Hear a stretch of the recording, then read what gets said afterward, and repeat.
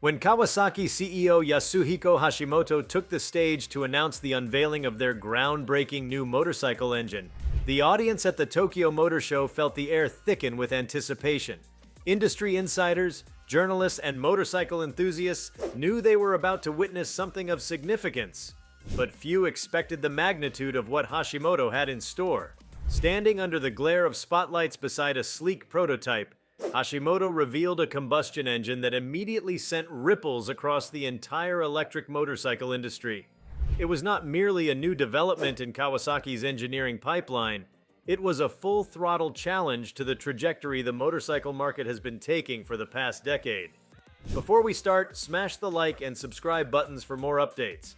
This new engine, developed under a veil of secrecy by Kawasaki's most advanced engineering teams, was designed with the sole intent of reshaping performance benchmarks that had become closely associated with electric motorcycles. For years, electric motorcycles have been celebrated for their instant torque, quiet operation, and futuristic aesthetics. Yet beneath the clean lines and green appeal, many riders, especially purists, have found themselves missing the soul of motorcycling. The visceral rumble of a combustion engine, the complexity of its mechanics, and the nuanced control that electric drivetrains often flatten into simplicity. Hashimoto's presentation was not simply about hardware. It was a statement that the combustion engine still has unexplored potential, and Kawasaki intended to extract every ounce of it. What set this new engine apart was not just its raw specifications, though those were formidable. Kawasaki introduced an ultra-lightweight, high-compression hybrid combustion engine using a patented thermodynamic cycle that operates with a fuel mixture derived from synthetic biofuels. This made it not only power-dense but also compliant with upcoming environmental regulations that had previously seemed to sign the death warrant for internal combustion motorcycles. The engine delivered peak torque numbers that matched or exceeded those of leading electric motorcycles, but did so across a broader RPM range, giving riders the kind of dynamic, gear-based control that electric motors with their single-speed systems often lack. It was a strategic strike right at the heart of what electric motorcycles had monopolized: performance without emissions, redefined now with emotion and mechanical complexity still intact. Kawasaki's engineers managed to fuse traditional performance with modern sensibilities. The new engine was designed to be adaptable to a range of chassis configurations, from sport bikes to adventure tourers, allowing Kawasaki to scale its innovation across multiple platforms. Hashimoto emphasized that this was not just a one-off prototype. It represented a new direction for Kawasaki's motorcycle division, a long-term platform designed to evolve, modularize, and redefine what high-performance, environmentally conscious riding could look like in the years ahead. The reaction in the room was electric, ironically so. It wasn't just Kawasaki's loyalists who felt a surge of excitement. Even the more skeptical observers, many of whom had grown convinced that combustion had little future left in motorcycles, were forced to reconsider. This engine wasn't a nostalgic reach backward, it was a technological leap forward. Built with smart thermal management systems, integrated real-time diagnostics, and a variable geometry intake, the engine operated with uncanny efficiency. Kawasaki's internal testing revealed performance metrics that left existing electric bikes in the dust, not just in straight-line acceleration, but in endurance, heat management, and adaptive responsiveness under load. Hashimoto went further. He unveiled Kawasaki's intent to license aspects of this engine architecture to smaller manufacturers struggling to keep up with electric R&D demands. It was a strategic masterstroke. By enabling other combustion-based brands to leapfrog into the next era without having to convert entirely to electric, Kawasaki positioned itself not just as a manufacturer, but as a technological kingmaker. This move could potentially shift the entire supply chain of motorcycle manufacturing, redirecting investments from electric-only ventures back toward advanced combustion research. What made the moment all the more provocative was the backdrop of industry momentum. Governments and corporations alike had poured billions into electrification. Several manufacturers had already ceased combustion R&D entirely, believing it to be a dead end. Kawasaki's reveal effectively reopened the debate. Could combustion not only survive but thrive in an eco-conscious, performance-hungry marketplace? With regulatory bodies moving toward life cycle-based emissions analysis, where synthetic fuels and renewable energy used in production are accounted for, Kawasaki's engine presented a compelling counter-narrative. It proved that environmental responsibility didn't require the abandonment of mechanical heritage. This development also raised pressing questions for established electric motorcycle brands. Companies like Zero, Energica, and even Harley-Davidson's electric spin-off Livewire had staked their futures on the electric revolution. Kawasaki's hybrid combustion engine disrupted that future with brutal precision. If combustion could offer equivalent environmental performance without the charging infrastructure, range anxiety, and high entry costs associated with EVs, what incentive remained for the average rider to choose electric? Kawasaki had upended not just the product conversation, but the philosophical one. It reframed combustion not as a relic of the past, but as an unfinished story. The implications reached beyond motorcycles. Kawasaki's work suggested a broader strategy that could influence automotive and power sports industries at large. If combustion could be re-engineered to meet, or even surpass, electrification in specific performance contexts, a hybridized future might not be transitional, but permanent. This would affect everything from fuel production and logistics to regulatory frameworks and consumer expectations. Hashimoto had essentially called for a realignment of how progress in mobility is measured, not only by emissions reduction but by the holistic experience it delivers and the infrastructure it demands. Beyond the technical details, there was something deeply emotional about the announcement. For riders who had grown up with the soundtrack of combustion, the smell of fuel, the precision of shifting through gears, this engine represented not just resistance to change, but an intelligent alternative to it. Kawasaki didn't deny the virtues of electric mobility. It simply reminded the world that performance, character, and environmental responsibility didn't have to be mutually exclusive. Hashimoto's speech, delivered with trademark precision and understated charisma, underscored Kawasaki's intention to lead not by mimicking trends, but by rethinking their very foundations. The rollout plan, though not immediately exhaustive in detail, pointed to a phased integration of the new engine across various segments. Hashimoto confirmed that the first motorcycle equipped with the new engine would enter limited production within 18 months, targeting markets in Japan, Europe, and select regions in North America. The early model would serve both as a proof of concept and as a high-performance flagship, meant to captivate attention and establish new expectations. Subsequent models would be introduced with varying displacements, each leveraging the scalable architecture of the engine to maintain performance while optimizing for cost, weight, and rider preference. What truly shook the foundation of the electric motorcycle industry was not simply that Kawasaki had built a better engine, it was that they had done so in a way that reclaimed the soul of riding without compromising the future of the planet. The electric movement, for all its advances, has often faced criticism from traditionalists who feel alienated by the sanitized, sometimes antiseptic riding experience. Hashimoto's unveiling was a direct challenge to the notion that progress must come at the cost of identity. His message was clear: the joy of riding matters, and it can coexist with environmental stewardship. Even from a business standpoint, Kawasaki's move was audacious. At a time when many competitors were channeling resources into battery tech, Kawasaki had doubled down on a different kind of innovation. By investing in synthetic fuels and combustion enhancement, they hedged against battery shortages, rare earth dependencies, and the sprawling demands of EV infrastructure. Their engine could be fueled using next-generation biofuels developed from algae and agricultural waste, further strengthening its case as a sustainable solution. This energy independence gave Kawasaki's proposition an added edge. It wasn't just about performance, it was about freedom from the constraints that currently limit electric vehicle deployment worldwide. As Kawasaki's presentation drew to a close, there was a palpable shift in the atmosphere. What began as a technical unveiling had evolved into a manifesto. Hashimoto didn't merely introduce a new engine, he reignited a vision for the future of motorcycling that had seemed all but forgotten. One where sound, speed, and sustainability could coexist. One where innovation didn't mean sacrificing the core of what makes riding thrilling. One where choices weren't dictated by regulation alone, but by passion and purpose. Kawasaki's announcement will undoubtedly trigger a re-evaluation within the industry. For startups focused solely on electric motorcycles, the landscape just became more competitive and more uncertain. For larger OEMs who had reluctantly started transitioning to electric out of regulatory pressure rather than belief, Kawasaki's move offers an alternative roadmap. And for riders around the world, it signals the return of choice. Not between past and future, but between two visions of what the future could be. Hashimoto's engine doesn't destroy electric motorcycles in a literal sense, but it disrupts the monopoly of their narrative. It challenges their inevitability, and in doing so, it gives combustion its second wind, fierce, focused, and roaring back into relevance. Kawasaki's revelation didn't merely introduce a new form of engine, it initiated a philosophical shift in how progress is interpreted within the motorcycling world.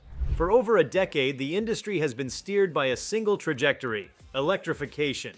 This path, driven by environmental necessity and regulatory force, pushed manufacturers into a technological corner. While many accepted this shift, Kawasaki's bold unveiling highlighted the untapped alternatives that were never fully explored, largely due to the assumption that combustion had reached its evolutionary ceiling. Now that assumption lies in ruins, and in its place stands a dramatically altered competitive landscape. In the days leading up to the event, few could have anticipated the scale of innovation Kawasaki would present. While teasers and patents hinted at a novel engine, the prevailing expectation was an incremental update. Perhaps a more efficient hybrid or a reduced emissions variation of an existing inline-4. But what Hashimoto delivered was far beyond iteration. The architecture of the engine itself deviated sharply from conventional designs. Instead of relying on familiar four-stroke cycles and legacy cooling systems, Kawasaki's engineers adopted an adaptive cycle system, a fluid thermodynamic model that could shift characteristics depending on performance demands and environmental conditions. This adaptive cycle wasn't just clever, it was revolutionary. Utilizing advanced control algorithms and real-time environmental sensors, the engine dynamically adjusted its combustion behavior, optimizing for torque, efficiency, or emissions depending on the riding context. On a mountain pass, it could lean into higher compression for explosive output. In traffic or cruising at low speeds, it transitioned into a low-emission mode that reduced fuel usage and heat output. This wasn't just an engine, it was a living machine, responsive and intelligent, transforming on the fly to meet the rider's intent and the world around it. At the core of the engine's brilliance was its fuel compatibility. Kawasaki had partnered with synthetic fuel pioneers to create a blend that mimicked the performance characteristics of traditional petrol while generating a fraction of the carbon emissions. These fuels were synthesized using atmospheric carbon capture and green hydrogen, forming a closed-loop system. This fuel capability provided Kawasaki with strategic leverage. It could satisfy emissions targets without being beholden to the grid. In remote areas or markets with unreliable charging infrastructure, Kawasaki's motorcycles could offer freedom without ecological compromise. Where electric bikes often falter in deployment, particularly in vast developing regions, Kawasaki's design fits seamlessly. Another key innovation was the integration of a microturbine supercharging system. Rather than relying on a traditional turbocharger or belt-driven supercharger, Kawasaki implemented a compact turbine that recycled exhaust gases through an electric assist mechanism. This allowed for immediate power delivery even at low RPMs and removed lag entirely. The turbine system also fed into an energy recapture circuit, powering the bike's electronics and reducing strain on the battery system. It was a hybrid power solution, not in the usual gasoline-electric sense, but in its elegant merging of mechanical and electrical efficiencies. To support such a powerful and responsive engine, Kawasaki had also unveiled a newly designed ECU with a neural adaptive framework. This ECU, rather than being a static map-based controller, was built on a deep learning platform that customized performance characteristics based on rider habits. The bike could learn from its owner, making micro-adjustments over time to throttle response, gear shift mapping, and suspension tuning based on previous inputs and contextual feedback. It was, in every sense, a motorcycle that grew with its rider. No electric motorcycle on the market had yet introduced such an adaptive platform tied to combustion dynamics, placing Kawasaki miles ahead in intelligent performance systems. Hashimoto's vision extended beyond the engine. He hinted at a future Kawasaki ecosystem built around this new propulsion architecture. Maintenance platforms, diagnostic tools, performance upgrade kits, and software subscription models were all part of the long-term plan. Riders could unlock new performance modes, update their engine behavior remotely, or download seasonal fuel maps tailored to temperature and altitude. This kind of digital integration, where software and fuel interact as closely as gears and pistons, was a radical step forward for combustion vehicles. One of the more unexpected aspects of the announcement was Kawasaki's inclusion of motorsport strategies in the rollout. Hashimoto revealed that the engine would debut in competition not as a marketing stunt, but as a proving ground. Kawasaki's participation in high-performance racing events with this engine would showcase its reliability, speed, and efficiency in real-world extremes. Unlike electric racing, where battery swaps and energy management often dictate the rules, Kawasaki's hybrid combustion system promised consistent performance without the constraints of charging. In endurance races, this advantage could be decisive. The aesthetic design of the prototype, which housed the new engine, also turned heads. It merged aggressive, angular modernism with a refined mechanical exposure that highlighted the engine as a visual centerpiece. Where electric motorcycles often encase their inner workings behind aerodynamic shells and flat panels, Kawasaki's bike flaunted its complexity. The engine block, cooling ducts, and fuel systems were visible like musculature beneath skin, an intentional callback to the visual identity of iconic combustion bikes. This transparency wasn't just for aesthetics, it signified a renewed confidence in the mechanical beauty of combustion technology. Market analysts immediately recognized the strategic depth of Kawasaki's move. Rather than follow the trend, Kawasaki had created an alternative lane entirely. The company's leadership understood that while electrification may dominate media narratives and regulatory focus, there remains a vast demographic of riders unconvinced by silent motors and plug-in logistics. Many ride for the thrill, the challenge, and the legacy of motorcycling. These riders have waited for a solution that doesn't feel like a compromise. Kawasaki's engine gave them one.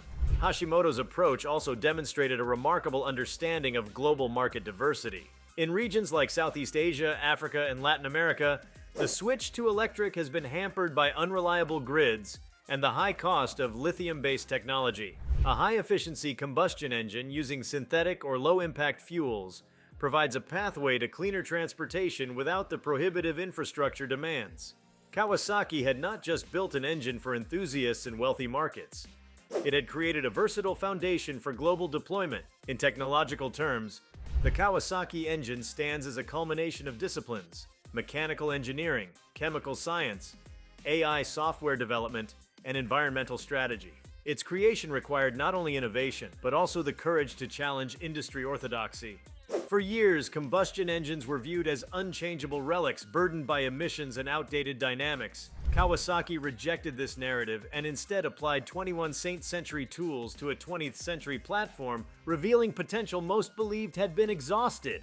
Within the business sector, the implications were equally profound. Investors who had abandoned traditional motorcycle stocks in favor of electric startups now faced an entirely new calculus. Kawasaki's breakthrough reignited interest in combustion-focused firms and prompted questions about the long-term viability of battery-only strategies. Infrastructure investment, government subsidies, and consumer incentives, all skewed toward electrification, would now face scrutiny and potential revision if combustion could be shown to meet environmental goals with equal or greater versatility. At the dealer level, excitement surged. Dealerships long skeptical about selling electric bikes due to customer hesitance, charging requirements, and high service costs now saw a return to familiar territory, but upgraded.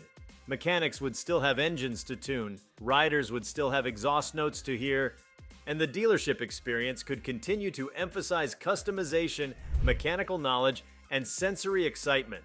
For the motorcycle community, which thrives on a blend of tradition and rebellion, this engine offered a bridge between eras. As for consumer response, initial surveys conducted during the event indicated overwhelming interest. Riders were eager not only to learn more, but to reserve early access. Kawasaki's launch website crashed under demand within hours of the announcement. Forums and social media exploded with speculation, engineering breakdowns, and fervent debate. Riders shared what this meant for their own plans: delayed purchases of electric bikes, renewed hope for the future of ICE internal combustion engine, and a reinvigoration of brand loyalty. A key theme among enthusiasts was the feeling of being heard. For too long, they felt their preferences had been dismissed as relics of a dying era. Kawasaki's message was one of inclusion, acknowledging that while electric motorcycles serve an important purpose, the future doesn't need to be one-dimensional. It was possible, Hashimoto demonstrated, to respect the environment without discarding everything that made motorcycles thrilling in the first place. Academic and industry research institutions also took note.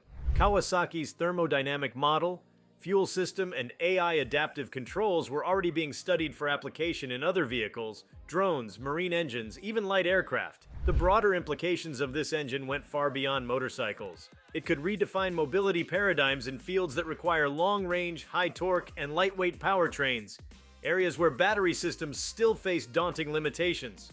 For the electric motorcycle industry, the response will require deep introspection and likely some reinvention. Brands that once boasted of electric dominance now face a two-front challenge: justifying their eco-credentials while matching or exceeding Kawasaki's performance metrics. Battery development will need to accelerate even faster. Software, which electric bikes rely on to differentiate themselves, must evolve to deliver a similarly responsive and thrilling ride. Most of all, companies will need to abandon the assumption that combustion is a fading technology. Kawasaki's move shattered that illusion. In educational terms, Kawasaki's achievement will likely be taught in engineering programs for years to come, not just as a case of mechanical brilliance, but as an example of strategic vision and courageous innovation. Hashimoto didn't just commission a new engine, he orchestrated a cultural and industrial renaissance. He reminded the world that progress doesn't always mean following the crowd. Sometimes it means having the clarity to see what others have missed and the resolve to pursue it. As the lights dimmed and the prototype was wheeled off stage, a sense of transformation lingered in the room. It wasn't simply about horsepower or fuel, it was about the spirit of motion. The crackle of a live combustion engine had never sounded so modern, so purposeful, so alive. Kawasaki had thrown down the gauntlet, not in opposition to electric bikes, but in defiance of the idea that the future must be singular, sterile, and silent. This engine, and everything it represented, will reshape the competitive map for years to come. It marked the beginning of a new chapter, where combustion isn't an echo from the past, but a roar into the future. Kawasaki's engine reveal wasn't merely a product launch, it was the ignition of a deeper industrial reawakening. In the days following CEO Yasuhiko Hashimoto's presentation, stakeholders across the mobility spectrum began analyzing the broader implications of what Kawasaki had achieved. At the core of this revelation was a lesson that had largely been neglected in the electric surge of recent years. Progress is not always linear, and technological evolution doesn't require abandoning foundational principles. Instead, Kawasaki demonstrated how the synthesis of heritage and modern innovation could produce something not just competitive with electric powertrains, but potentially superior in both flexibility and user engagement. As interest around the new engine mounted, the discussion naturally pivoted to the practicalities of manufacturing and scalability. Kawasaki had anticipated this scrutiny and was already a step ahead. Unlike many breakthrough technologies that emerge in limited production runs or experimental concept vehicles, this engine was built for the assembly line. Kawasaki had overhauled several of its existing production facilities to accommodate modular construction techniques. Components such as the adaptive combustion head, the fuel injection interface, and the energy recapture systems were all designed to be manufactured using Kawasaki's current robotics infrastructure with only moderate upgrades. This production foresight meant the new engine could scale rapidly without the teething issues that plagued many electric motorcycle startups. This focus on scalability underscored Kawasaki's seriousness. Hashimoto's vision wasn't confined to niche applications or enthusiast circles, it was commercial. It was designed to compete globally and enter markets both advanced and emerging. The adaptability of the engine was central to this plan. In addition to the flagship performance version showcased at the launch, Kawasaki revealed a roadmap that included lower displacement variants suited to entry-level riders, urban commuters, and cost-sensitive markets. These smaller engines would retain the core intelligent combustion technology while being tailored for simplicity, reliability, and affordability. In countries where motorcycles are more than leisure machines and serve as the primary mode of transport, this scalability is pivotal. Urban centers in Southeast Asia, parts of Africa, and South America present unique challenges: congested traffic, unpredictable infrastructure, limited access to high-capacity charging stations, and cost sensitivity. Electric motorcycles often stumble in these environments due to the high initial costs and limited range. Kawasaki's new engine, however, fits seamlessly into this ecosystem. It requires no radical infrastructural change. It operates efficiently even under extreme heat and humidity, and perhaps most critically, it can be maintained by technicians trained on traditional internal combustion systems with only minor additional training. As this engine moves into these regions, it promises to extend the lifespan of an entire global service economy. Mechanics, parts suppliers, fuel distributors, entire value chains built around combustion will not face obsolescence. Instead, they'll find a new relevance, empowered by cleaner, smarter technology. Kawasaki's strategy ensures that this transformation doesn't require the annihilation of existing industries, but rather invites them to evolve in tandem. Kawasaki's new engine also shines a spotlight on the growing field of synthetic fuel innovation. Until recently, synthetic fuels were largely a laboratory curiosity or a luxury experimental avenue pursued by motorsport organizations. But the engine's ability to run on a range of synthetic fuels, from e-fuels created via carbon capture to bio-derived alternatives, is now likely to supercharge this nascent industry. Suddenly, there's a tangible, high-demand application that can justify the investment in scaling up synthetic fuel production. This has significant implications for energy policy. Countries investing in hydrogen infrastructure, green electricity generation, and carbon-neutral initiatives now have a new industrial partner in Kawasaki. Synthetic fuel production plants, once viewed as long-shot ventures, may now find themselves at the heart of future mobility plans. Government subsidies and private investments, once funneled almost exclusively into lithium battery development, will begin to diversify.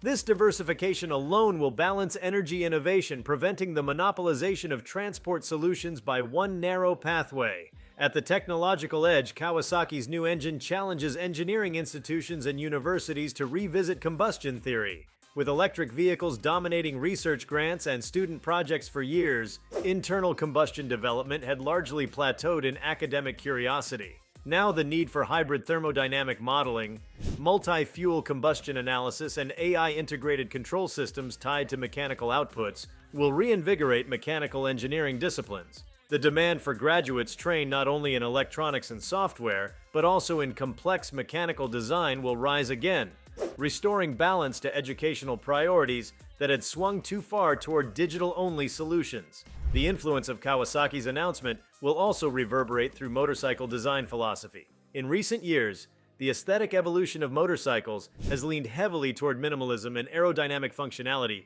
driven in part by the packaging constraints of electric powertrains. Without a traditional engine to display, electric bikes often hide their components, leading to design languages that some riders find sterile or detached. Kawasaki's new engine reintroduces the motor as an expressive visual centerpiece. Designers are now being given permission to sculpt around the machine again, to celebrate its form and function with visible intakes, fins, and motion-expressing details. It's a return to the emotional language of design, where every part tells a story. Culturally, the announcement has already begun reshaping the narrative around motorcycles and sustainability. For a long time, the push for green transportation carried with it an implied judgment that loving performance, noise, and mechanical complexity was environmentally irresponsible. Kawasaki's achievement cuts directly through that implication. By offering a combustion engine with near-zero net emissions through the use of renewably sourced fuels, the company allows riders to reject the binary choice between fun and responsibility.